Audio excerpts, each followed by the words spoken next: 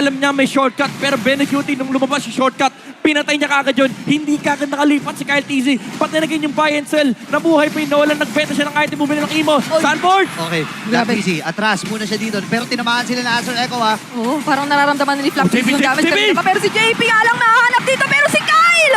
Ang unang mabibitas! Si Super Marco gusto sanang kumalmot. Pero makikita ko na yung damage ng pinagsanib puwersa ng Liquid Echo dito sa bandang gitna. At tatlo ang tutumpa! 3-4-1. Endable ata ito. May Four. minion sila. Matagal ang death timers. 30 seconds Amos. kay Kyle. No, may iwasan dun if yung jump matiterify pa si Sanford.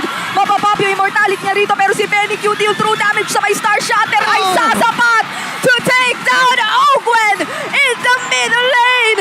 At nandito na nagbabarcha ang Liquid Echo. Ang Express nagsisigawan na. May minion sila nakasama. 10 seconds, 10 seconds! This might be the final push. 8 seconds para kay Kyle. Kakayanin pa niya ito depensa. May isa silang minion na kasama at wala nang ibang nakikita si Benny. And it's Echo natutungo sa MSC.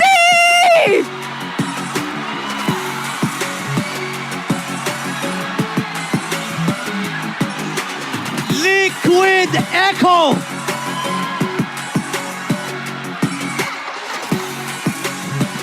Iwawagayway ang bandila patungong MSC.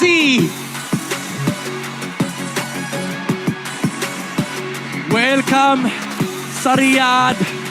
Carl TZ, isang game ang kinailangan patungo sa naiiwang isang titulo.